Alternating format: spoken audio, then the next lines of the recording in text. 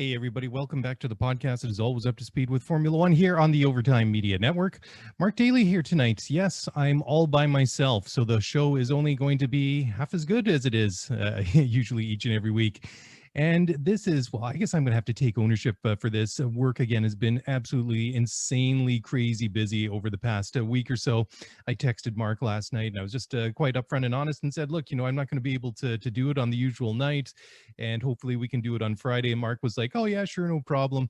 And then he texted me this morning, and he said, you know what? Actually, I do have things to do, and I'm not going to be able to do the show tonight. So, well, we've done this before, haven't we? As much as I enjoy doing the show with Mark Hamilton, I did do it on my own for the entire, what was it, half of 2019, all of 2020. So this is not unfamiliar territory. And I think that in the past, or even right now, I kind of wish that this was like a live show. I wish this was like a live radio show, or maybe doing this live streaming or something.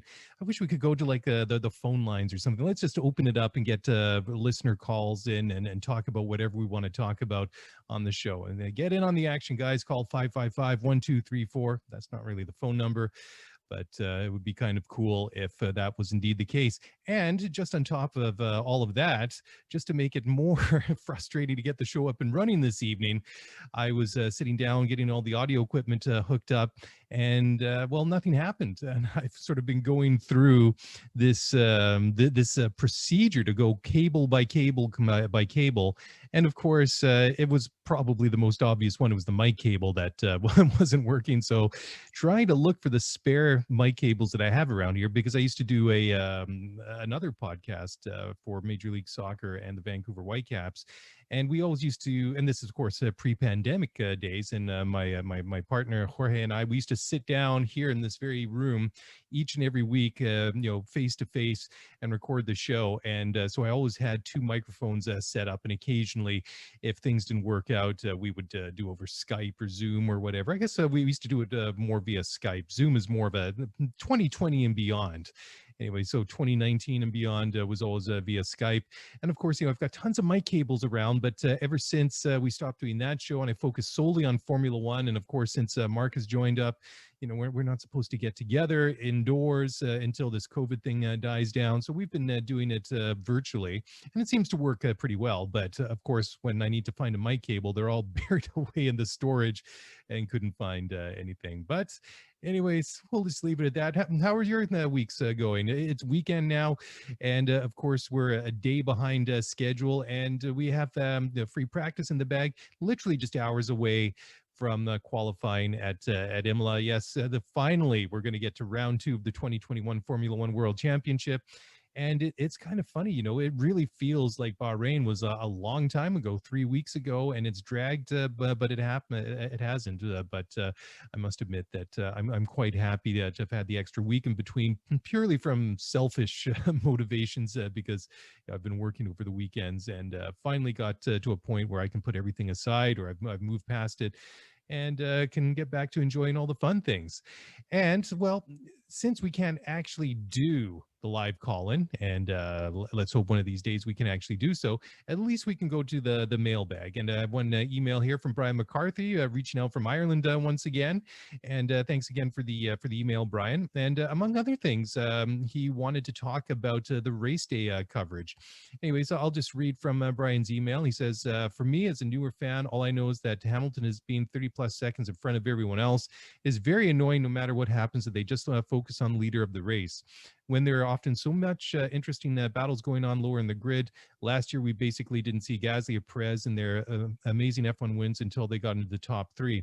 Bahrain was an amazing race with so much going on. Perez from pits to fifth, Tsunoda's incredible debut, and very good battle for points finishes. Instead, they showed 30 laps of Verstappen trying to catch up to Hamilton. As a McLaren fan, I would love to see more of the midfield battle as well, as not everyone are Mercedes and Red Bull fans. What do you guys think about the way the coverage is shown? Well, that is interesting, and I think this is probably a complaint that a lot of people have had for many, many years. And I'd like to think it's maybe a little bit better. I don't think it's great, but certainly the big story in Bahrain, of course, was Max Verstappen and Lewis Hamilton trading the lead back and forth a couple of times, and then especially in that latter segment of the race, Max hunting down Lewis, and you just knew that it was going to build up to one real moment when Max was going to make an overtaking maneuver to try and take that race away from Lewis Hamilton. So I guess it really has to come down to the producer and what they decide to show and what they're going to focus on. I mean, it was kind of like I say, it was kind of building up to that, so maybe they feel that builds more of the tension. But Brian is absolutely right. I mean, there's a lot of great things going on up and down the grid, especially in the midfield, and that was one of the stories going into this year is that there really is no midfield anymore. That all these teams are so even now, and they really are duking it out each and every race. So I do think it is better, and I have the benefit of watching Formula One for most of my life, and so I have that sort of context. But certainly, I think that the leaders are always going to get more camera time than anyone else, and unfortunately, that's just the way it is. But certainly, that they should try and balance it out a little bit more. But we'll see. And again, if it goes down to a tight race between Lewis Hamilton or Valtteri Bottas and Verstappen and or whoever it is this weekend, you can just bet that they are going to focus on that. Anyways, let's get into the news. There's a lot to cover, and we don't have a lot of time because by the time that you're sitting down to watch qualifying, you can follow it up by listening to this quickly out of date podcast. But whatever. So some of this stuff is still important and worth talking about. So one that Mark and I have been talking about for a little bit over the past couple of weeks is the question of whether or not the Canadian Grand Prix in Montreal is going to go ahead on June 13th as scheduled. It was reported on Thursday. I'm recording tonight on Friday, April 16th, so mid-late this week. There was a lot of stories going out, and CBC Radio was broke the story that the Canadian Grand Prix has in fact been canceled, and there's not a lot of clarity. I mean, you go and look, just go and Google it right now. Go look at the latest news, Google Canadian Grand Prix 2021, and there's a lot of conflicting stories out there. I mean, they all basically refer back to this CBC story that came out on Thursday, that the race has been canceled and Canada will be replaced by Turkey instead. I mean, let's face it. I mean, the COVID situation in Canada is not good. We're in the middle of a third wave, and we don't really need to get into that in detail, but that is the reasoning behind it, is that if the race can't go ahead as planned, then it's because of the health situation. And even though Formula One has a good good bubble, it's just that there will be some intermingling between track staff and event staff and things like that. Obviously, it sounds like they're not going to be able to get people into the stands to watch the race should it go ahead. But on the flip side of that, Formula One maintains that that the race they're still in discussions to pull this one off. So I wouldn't strike a line through Montreal just yet, but it's really looking increasingly likely that it won't go ahead. But if they do go back to Turkey, I mean, that really is a good replacement instead, because if you look at it, it makes a lot of sense, because we'll be in Baku the week before, and then it just makes a lot of sense. I mean, after Imola, we're going to Portugal, then we have Spain, then we have Monaco, and then the 6th of June is Azerbaijan, and then you were going to be coming to Canada on a week later, and then 2 weeks after that back to Europe for the French Grand Prix at Paul Ricard. But now you have Turkey, which is geographically convenient to Azerbaijan. Excuse me, and also not all that far from France, figuratively speaking. Of course, it'd still be a couple hours in an airplane for all the the transportation for the staff. I don't know if they would truck that from Turkey to France for all the equipment and the cars and stuff like that. It'd be interesting to find out some of the logistics. But just geographically speaking, I mean, Canada is though the odd one out the way that the schedule is right now. So if it does get canceled, I think that going to Turkey would be very good. Unfortunately, we probably won't see a crazy, really topsy-turvy race like we saw last year when it was held later or in the middle of the fall, and the circuit would have just been resurfaced, and it really was very green, and it was very oily, and on top of that, we had the colder temperatures and the rain, and I mean, it made it very interesting because I mean, obviously the cars were very difficult to handle and very difficult to drive, but in a memorable season that was 2020, that indeed was a very, very memorable race. Anyways, I want to take a quick break here on the show. I'm going to come back. There's a lot more to talk about as we count down the minutes to qualifying at Imola, and we will do just that on the other side of the break, so don't go away. All right. Well, welcome back to the show. Thank you for downloading and listening to the show wherever you get your podcasts or watching on YouTube. Just looking at the live subscriber counts, they're actually not decreasing too much. So I guess I am not doing all that bad of a job solo tonight. But certainly I'll be glad when Mark is back on Sunday night when we recap the Grand Prix and all the action at Imola. And well, as we were talking just before the break, and before we get into some of the more specific news to Imola and the weekend ahead, apparently the mayor of Miami Gardens, Rodney Harris, has sponsored a new event, or there was a hearing on Wednesday night in Miami to talk about possibly holding the race in Miami for 2022. And despite a lot of vocal opposition from residents in the area, the local authorities have voted in favor to proceed with that. So this is this circuit that will be built around the Hard Rock Stadium, home of the NFL Miami Dolphins. And well, I don't want to say that that I don't disbelieve that it's going to happen, but just with all the opposition and the people, the residents that live close by there, certainly not happy about it. So it's it sounds like it's going to go ahead, but as I'd seen before for many years when it came to covering MLS and the whole saga of David Beckham's Inter Miami, or whatever the team is called down there now. I believe it's Inter Miami. I've become completely removed from that world in my quest to really focus on Formula One. Anyways, I mean, they went through several different sites and a lot of different planning before they were able to secure land in Miami for a stadium. And the same thing. I mean, you can't blame people for not being happy if they don't feel like it doesn't work out for them. Anyways, the new plan that they put in place is going to include a $5 million fund for community benefit programs and businesses in the city, as well as STEM program for local children that's going to be implemented by Formula One. Anyways, I don't know. We'll wait and see. But I think it's exciting that they are going to add races to the calendar. I just wish they'd be a little bit less controversial. I mean, Mark and I have talked quite a bit, obviously, about Saudi Arabia. Miami, love to see another race here stateside, but it's got to be under the right circumstances. So I hope that they can reach some sort of compromise, or they can figure something out to help make it work for everyone, not just Formula One, but the people that live there as well.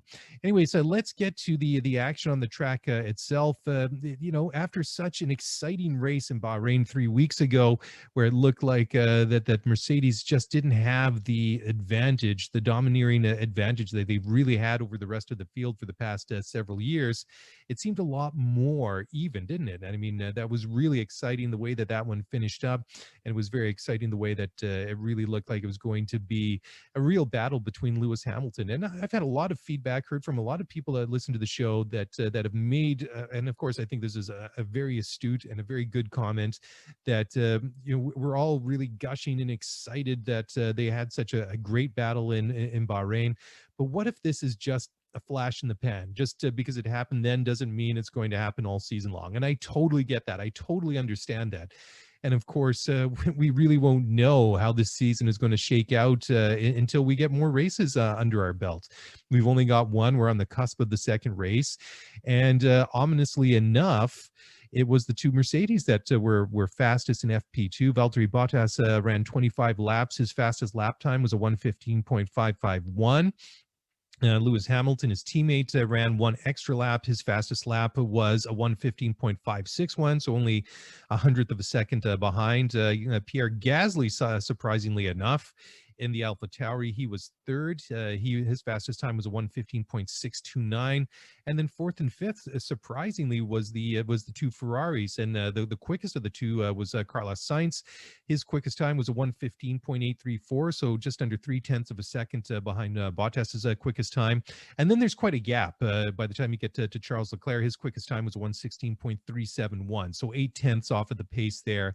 And well, obviously there's a name missing in there, and that is Max Verstappen. Max only set the 14th quickest time. It was a 1:16.999, so about 1.45 seconds off of the pace. But Max, he only ran where did it go? He only ran 5 laps, and he had some what was a suspected drive shaft issue. So obviously, you know, it doesn't look good to see him all the way down there.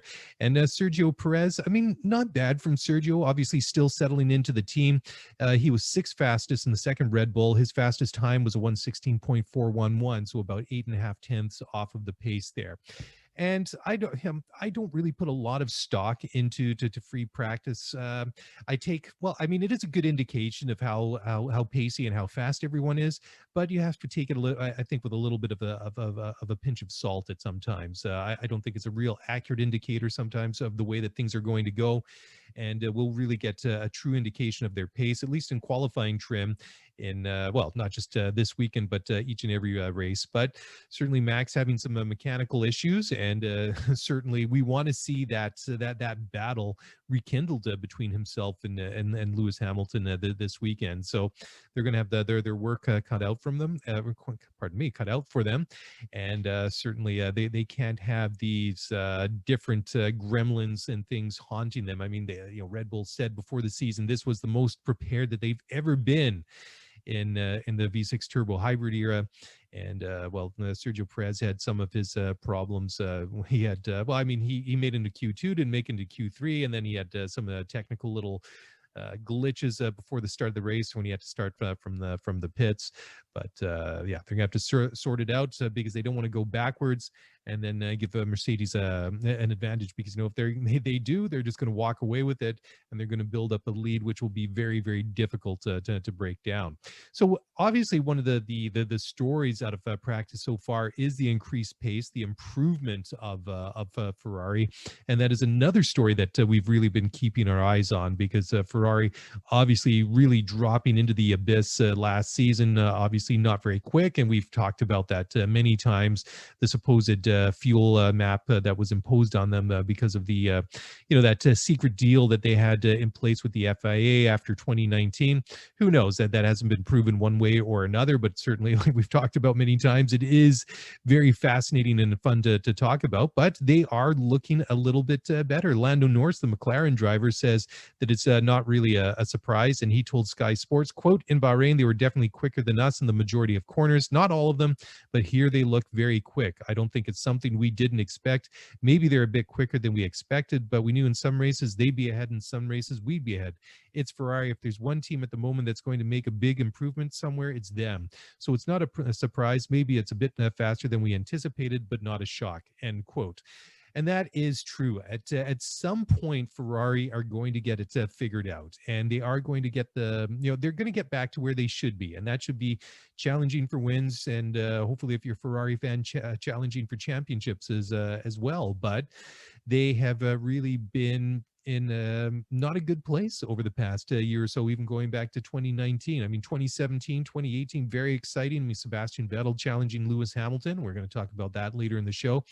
And they were legit title contenders. I mean, the final standings may not reflect that 100%, but certainly they were in a much more competitive place, and they were a much quicker team, or a much quicker car in those days than they did now. And they were going to get it turned around. And ultimately, I think it's really going to depend on how much time, how much money, and how much resources they want to commit to this car ahead of the new cars that are going to be introduced next year. And that really was that sort of milestone that they were really targeting was not so much. And I mean, at least in the language that you were using was that they were not going to be so competitive maybe last year and this year, but they were really targeting a year or two down the road, specifically focusing on the new formula that will be introduced in 2022. But I mean, if they're sorting it out, and as Lando Norris so nicely put it there, that it's not surprising that they are finding some speed and they're putting things back together. But it sounds like it is catching some people a little bit by surprise,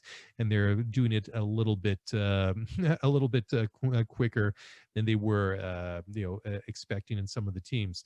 Anyways, it's interesting though. You take Lando's Norris and Lando's comments, and you kind of compare those to what Ferrari driver Charles Leclerc said, and he wasn't as enthusiastic. Obviously, he's used to maybe having a bit more of a competitive car. Last year, it showed, or sorry, 2 years ago, certainly in his first year with the Ferrari, was more competitive for the most part here and there. I mean, he won some races and he had some good results. Anyways, Charles had to say this quote: "It's a big step forward, a significant step forward, as we've seen in Bahrain. We've had a better progression compared to the other teams from last year to this year, so it's positive. But on the other hand, we are not fighting where we want to be fighting, so we're putting all our efforts to try and come back to where we want to be, which is to fight for wins. But if compared to last year to this year, we've done a good job, and we need to keep working like this," end quote. So there you go, kind of a mixed reaction. And Charles, I always get the feeling that even though he comes across, for the most part, fairly relaxed, fairly chill, and a kind of a laid back guy, I think that, when he gets in the car, I think he's very intense. And we know Charles Leclerc's quality, and we know his motivations, and certainly he's not going to be satisfied touring around and just collecting points. He's there to win. He's there to compete for championships. And although it's a step in the right direction, it really isn't that big quantum leap forward that they need to make to get back to the front of the grid and compete with Red Bull, compete with Mercedes for wins and championships. So it's kind of funny. I mean, his competitors, his rivals are going to see it in one way, and Charles is like, yeah, basically it's good enough. It's good, but not quite good enough. And we'll just leave it at that and move on. And before we do that, we're going to take another break here on the show. So don't go away. We'll be back in just a moment.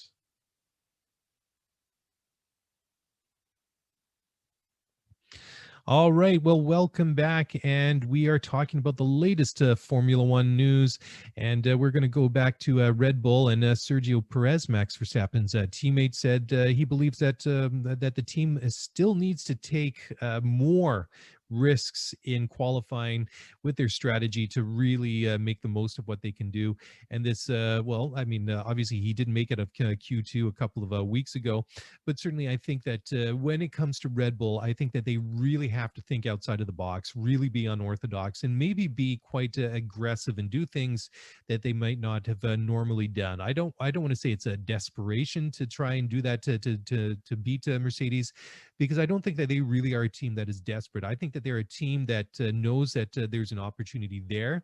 I think that they realize that the window is open now for them to do something to challenge for a championship, either drivers or constructors, or perhaps both. And to do that, I think that they're going to have to push in areas and compete in areas that maybe they would have been, I guess, maybe a little bit more conservative in the past. I mean, they clearly have a good car. They've got a good engine. They've got a pair of very good drivers. And I think that they really need to take advantage of that. And Sergio Perez was asked by motorsport.com whether the tactics that the team were or employing were a challenge for him. He said, quote, "Not really. We could have diverted the strategy at the end of run one, but I was pretty confident because I lost 3/10 in just one corner by doing a mistake. So I was pretty confident I was going to be able to get the lap time. We had a little issue with the brakes that we only found out about later, and now we understand what went wrong. I think without that issue, we definitely should have been through. It was the right thing to do. If you have the car and exploit the maximum results, you have to be on the best possible strategy, and that means taking some risks. We have to take that. Considering that we thought we had the pace, it was definitely the right thing to do," end quote. But just in general, I think that Red Bull, just sticking with them, they really do need to be they need to be proactive rather than reactive. And even though that Max came very close to passing Lewis Hamilton and taking that win in Bahrain a couple of weeks ago, although he got a really a phenomenal pit stop there on his last stop, I believe it was. It was a sub 2 second stop. It was about 1.9 seconds. Absolutely phenomenal. It was the stop that he needed. And of course, they were running their own race and they were running their own strategy. But I have to think, going back to that race, that if you're going to give an edge to anybody over, Red Bull or Mercedes, I think you have to tip, your hat at Mercedes for having the edge. It was slight, but I think that they really did it. I think that they were a little bit bolder when it came to their tactics and their strategies, and when they made their timings for pit stops. And it wasn't like it gained them huge margins of time on the track, but it gained them just enough. And Max really only had that one opportunity to really try for an overtake for Lewis Hamilton. He got around. He didn't do it legally, of course, because he exceeded the track limits, and he had to give that one back. And then afterwards, his tires just weren't in the shape. But Mercedes, I think that their strategy in that race was on point. And even though they tried to they tried to beat Red Bull to the undercut, they were very successful in doing so. And I think in being a little bit more proactive and really taking the initiative, they made Red Bull react to them a little bit more than the other way around. And I think that that's another thing that Red Bull are going to have to really think about and really focus on if they were really going to take the battle to Mercedes. Now, I think this is another interesting quote here from Max Verstappen. Sticking with Red Bull, he believes that he could be even better with an F1 title challenging caliber car. And well, I think that's kind of an obvious kind of statement. I mean, Max, I don't mean any disrespect in that, but we all know right now that you're a very good driver. And I think that he's been driving the wheels off of that car and driving it right up to the pretty much the maximum of what it's been capable of over the past couple of years. I think that he's taken every ounce of performance out of that car, and every horsepower out of that engine that he's had in the back, and driven it to the absolute limit and beyond. Anyways, I think it's interesting the way that he explained himself. Quote, "I think that you were once in a position anyway. With having a car to fight for the title, everything becomes a lot easier. Of course, there's pressure to win a championship because you are fighting other people. But overall, I think it's a much better situation to be in than always just not, because then you have to take a lot more risks all the time to try and get a good result out of it. Yeah, to risk it a bit more on one lap or in a certain area in one of the race. And then, of course, mistakes can happen. So I'm just looking forward and hoping that, of course, I can have a car to be in a championship fight, because I think that's where I'm even better, because it's a lot nicer and a lot easier to deal with," end quote. And yeah, I mean, I totally agree. He's basically saying that if you're trying to make more with less, you have to push harder. And if you're pushing harder, then you're going to be a little bit more close. You're going to be closer to the edge as a driver. You're pushing the machinery to the limits. And of course, that's when mistakes and things can happen like that.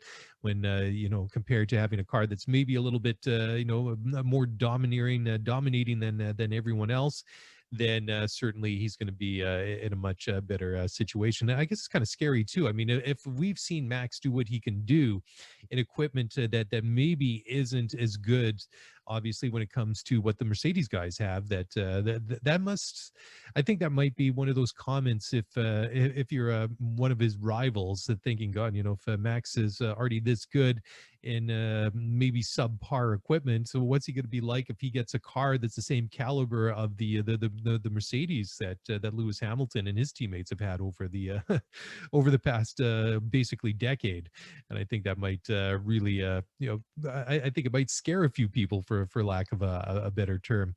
Anyways, moving now on to Aston Martin, Sebastian Vettel senses what he believes are positive responses from Aston Martin over some of the struggles that they've had in preseason testing and through the first race at Bahrain.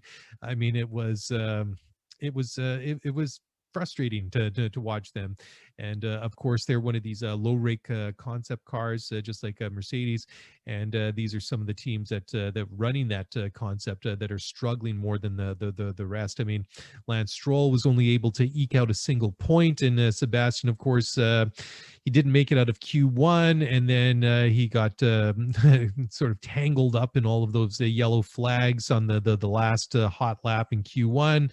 He's given the the time penalty, or he's given the penalty on top of that of 5 grid places or whatever it was, and starts from the back of the car, or sorry, the back of the grid. And in the race itself, I mean, he did get up into the points at one stage in the race, and then unfortunately he drove up the backside of Esteban Ocon going into turn 1 in the latter part of the race. And well, I think that's unfortunately that's going to be the moment from Bahrain 2021 that everybody's going to remember from Sebastian Vettel. And he did acknowledge that, well, he basically said that Bahrain wasn't a great weekend. Those are his words exactly. And no, Seb, it was not a great weekend. Anyways, he did go on to explain a little bit more. He said, quote, "We went through basically everything that happened. I think the response has been quite positive. Obviously, the spirit is great in the team. I'm willing to put everything in that I can to try and understand, to try and help, and to try and have a better race this weekend. I think we are well prepared, and we'll see what we get. We learned a little bit about our car to understand a little bit more where it wants to try and be, and take it from there. Obviously, we're not quite where we expected or wanted to be, but it is what it is now. We have to tackle it bit by bit and take it one step at a time. That's what it feels like we are doing," end quote. So yeah, I mean, again, it goes back to what Mark and I were talking about. Well, I think we talked about it a couple times in recent weeks, just the fact that with the limited winter testing that's available, and the fact that that Aston Martin, Sebastian Vettel got even fewer laps, certainly was evident going into that first race in Bahrain. So very much like the story we were talking just a few minutes ago about Ferrari making some positive strides forward. Sounds that Vettel, he's kind of guarded though the way that he's talking. I mean, he's not overly gushing or enthusiastic or praising the car, but it sounds that he's really kind of keeping his judgment and his statements in check, and acknowledging, yes, things are, it's feeling more positive, but maybe they're just not quite big enough to get them launch them forward where they really want and need to be. Anyways, time for another break here on the show. Be back in just a moment, so don't go away.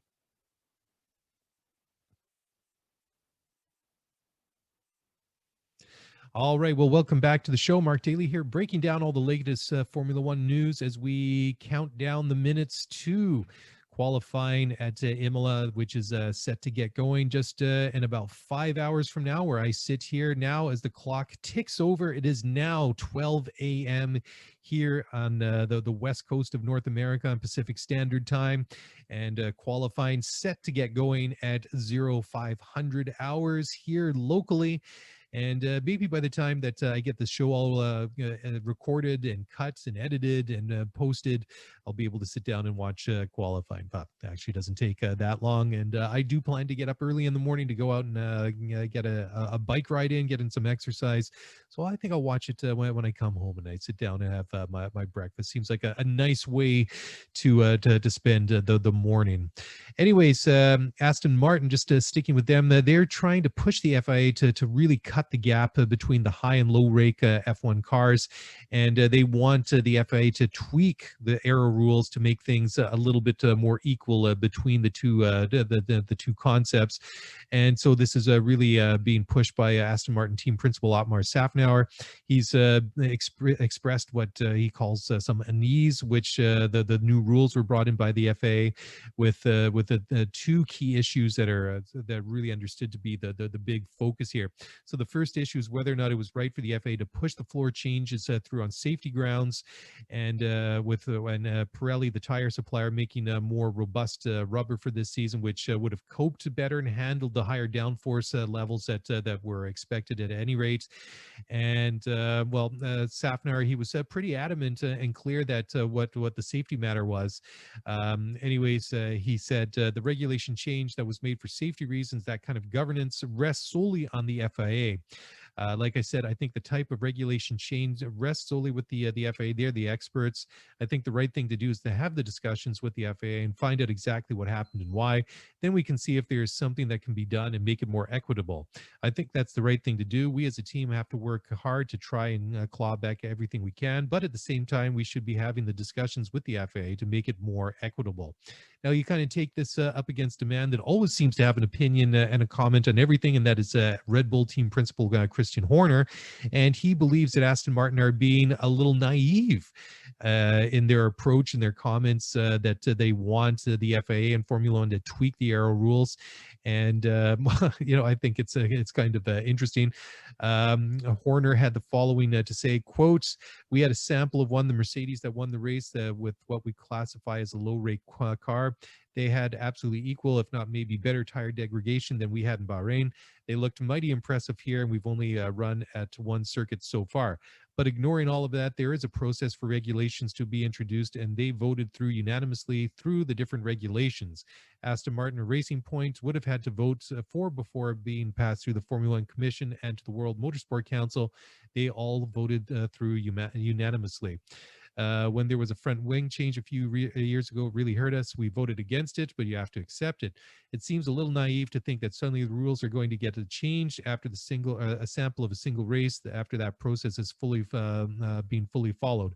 I'm struggling to get my head around that," end quote. So, yeah, I mean, he does make a good point there that it seems a little bit early to really be pushing for changes and tweaks to the rules when there's only one race under the belt. But it really is kind of funny when you think about it that it is the Mercedes, it is the Racing Point, pardon me, the Aston Martin that I'm thinking back to last year, of course, in the pink Mercedes, who they basically followed that same aero concept that Mercedes have, and they're both kind of struggling with that. And it seems kind of counterintuitive that they did vote in favor of it, and now it's not working out. They want the rules tweaked. So I think that's a situation we'll definitely have to keep an eye on, whether or not it's going to happen or not. But as Horner so rightly pointed out, that there was that changes to the front wings a couple of years ago, and it did hurt them. And I remember that story at the time. I can't remember now what year that was exactly. It was within the last 2 or 3 years, but like you said, you just have to accept it and work with it and move on.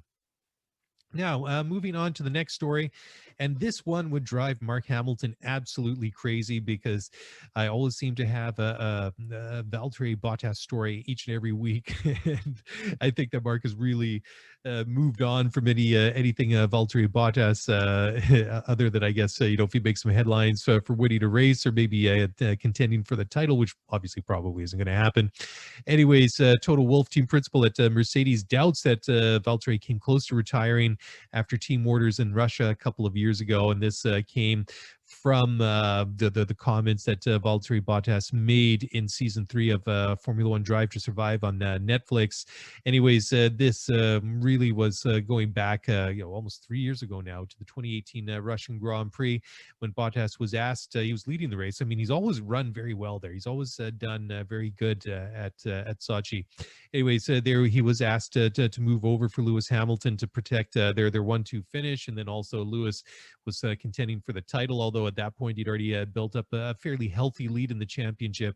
Anyways, Valtteri was pretty upset about that. Anyways, in DTS, he had to say, quote, "That was tough to accept. I was pretty angry. Honestly, I was thinking, why do I do this? I was even thinking of quitting, of giving up. Straight after the race, I said I would not do it again," end quote. Anyways, Toto, he had to say, quotes, "No, he was very downhearted, of course. I understand that, but I don't think he was close to retirement because he's too much of a competitor for that. I can imagine in the heat of the situation after the race, you don't understand the world," end quote. So, yeah, I mean, I thought that was a bit of a bit of a stretch to maybe think that Valtteri would want to go as far as quit Mercedes or quit Formula One in general. I mean, come on, face it. We've all faced difficult situations in our own life at work or whatever it might be, and sometimes you just feel like throwing your hands up in the air and saying, whatever, I'm done. I've had enough. I'm finished. I'm out of here. And I think that's just that's human nature. I think we all reach those points, at certain times in our lives, and I think Valtteri was obviously very, very disappointed and frustrated about it. And why would you be? I mean, he had that race under control, and he doesn't want to concede anything to his teammates. And if I remember correctly, that might have been the same race or about the same time in that year when Toto made that infamous wingman quote, that Valtteri was the ideal wingman to Lewis Hamilton, which I think that it might have been a little bit of a slip, but I think it was very revealing, and Valtteri himself was a little bit salty about that and frustrated, and you can completely understand why. Anyways, I'm just going to talk about this one here before we go into our last break here on the show tonight. Max Verstappen wants to have talks about what he calls the FIA's messy policy or policing of the track limits. This was a big topic of a discussion in Bahrain a couple of weeks ago, and I think that's it has to be that way. And we talked about it at the time that track limits, they're either in effect for everyone all weekend long, all the time, and you just can't kind of police it here and there. You either exceed the track limits at turn 4, turn 5, turn 9, whatever it is, at any given track, and there shouldn't be any gray area. It should be completely black and white that you've either exceeded track limits and you're going to have your time deleted, or you haven't. And I mean, we saw everybody really pushing the limits at that track at turn 4 in Bahrain. Hamilton went really, really wide, and ironically, that's where Max was able to get around Lewis Hamilton. And of course, when you see it and you go back, you look at the video, you look at some of the pictures. I mean, Max, it wasn't just that he had like a half a wheel over the white line. I mean, he was a car width over exceeding the track limits. And the point is that you're supposed to keep your car between the two white lines on either side of the track, and it's like I just say, you're either within them or you're not. And Max is completely right in saying that they should be policed, and they should be policed consistently, and hopefully we'll see some common sense returning again for this weekend. Anyways, time for a final break here on the show, and we're going to come back. Got a couple more stories to talk about, and then we're just going to go over some of the stats as we count down the minutes to Imola, to the qualifying, now just 5 hours away. All right. Well, welcome back for the final segment, the last part of the show. Mark Daly here. Yes, it is just me tonight. For those of you just tuning in, Mark and I just couldn't get our schedules to line up, but don't worry, he'll be back to help wrap up all the action from Imola when we do our race recap on Sunday night. Anyways, last couple of stories here. I was going to say Fernando Ricciardo. Mark, come on, get it together. I mean, Danny Ricciardo would probably come up and smack me upside of the head for that comment. Anyways, Daniel Ricciardo, the McLaren driver, has apologized for a comment that he made earlier this week when he called the Formula One social media team effing idiots. Anyways, take it out of context. You're probably watching or wondering what Danny Rick is talking about. Anyways, I'll read the entire quote. And he was talking about this came out in an interview with UK lifestyle magazine Square Mile. And Danny was saying that basically he feels that Formula One is putting too many crashes, too much footage of crashes in promotional content, and he wants them to focus more on other actual highlights instead of situations where people, could be in serious situations and feels like it's being trivialized and being used in the wrong way. Anyways, Danny had to say, quote, "I think last year F1 put on their social channels like a top 10 moments of the year or something, and 8 of the 10 were crashes. And I was just like, you guys are effing idiots. Maybe 12-year-old kids want to see that kind of content, and that's cool because they don't know any better, but we're not kids. Just do better, guys. Do better than that," end quote. So, yeah, I mean, certainly you don't want to see people getting hurt. I mean, car accidents, crashes, and things like that. I mean, I think it's just a human nature just to watch that. I mean, I think we were all glued to our TV, wondering what happened to Roman Grosjean at Bahrain last year when he went through the Armco barrier and that big fire and everything. I mean, it was frightening, and you just want to know one way or another when the TV footage cuts away and it goes to the safety car, and you can see the smoke, you can see the fire, but you have no idea what's happening. And I think it's just human nature. You want to know, is he okay or is he not okay? Like what's going on here? But I mean, certainly when it comes to promotional content, I agree with Danny Ricciardo. I mean, guys, come on, there's so many better things that you can focus on. And if we want to see things like that, I mean, why? I guess we could go watch a demolition derby or something like that. Anyways, Ricardo had to follow it up by saying, "quote I certainly have got to be better with my choice of words. I certainly, if I could, take that quote back. It was too aggressive. I should know better as well, being in the sport probably as long as I have. And even if I feel at the time it might be out of context, I know that it's going to get pushed, so I should do better with that. I'm not denying I said it, but the tone doesn't always get shown as maybe it was in that moment, and it could be just me as well. Sometimes I get just get too comfortable with whoever's conducting the interview, and I might just take it a little lightly." End quotes. All right, so one last story here. I was going to say Sebastian Vettel. It's starting to get late here, guys. It's after midnight. It's been a busy week. I'm starting to mix up names. Anyways, Lewis Hamilton says that his rivalry with Sebastian Vettel ranks as his favorite from his Formula One career so far, and he thinks that the battles that the two of them have had on the track have helped them actually bring them closer together. So this was kind of interesting. Hamilton was asked, what his favorite rivalry was, and he said, "Mine and Seb's battle, my favorite up till now. Knowing how hard it is to be where we are today, knowing that I was racing against an incredible driver, not only that, but a great man in Seb. He's a four-time world champion. Ultimately, when you're racing against another team at the same time, Ferrari, who were very strong at the time, it took a lot of both of us in that period of time to remain focused, to deliver weekend in, weekend out. I think whilst it was a difficult period for us, I think it probably brought us closer as well, because the respect that we have between us, I think, is huge." End quote. So that's kind of cool. So it was interesting. You look at those two between them. They've won, I think it's 10 out of the last 11 world championships. So there's a lot of trophies for race wins and world championships and podiums up there. It's absolutely incredible what those two guys have accomplished over the last decade or so. Anyways, let's just take a quick look now here at some of the stats for Imola at the racetrack. It is a 63-lap race with a race distance of 309 kilometers. The circuit length is 4.91 kilometers. The lap record was set last year by Lewis Hamilton at 1:15.484. And the compounds that Pirelli are bringing this weekend are the C2 hard, C3 mediums, and the C4 softs. I know it's kind of easier, I guess, from just following on TV, all just have a hard, medium, and soft. But I kind of like the soft and the super soft and the hyper soft. You kind of really got an idea of just the compound that they were using. They've got the different kinds, you can see here the C2, C3, and C4. But for me, just the old way they used to do it used to work a little bit easier. So last year, of course, the race results, the top five. Well, let's just do the top 10. Was Lewis Hamilton, Valtteri Bottas, Danny Ricciardo on the podium. Then you had Danny Kvyat in the AlphaTauri fourth, Charles Leclerc fifth, Sergio Perez, Carlos Sainz, Lando Norris, Kimi Raikkonen, and Antonio Giovinazzi rounding out the top 10.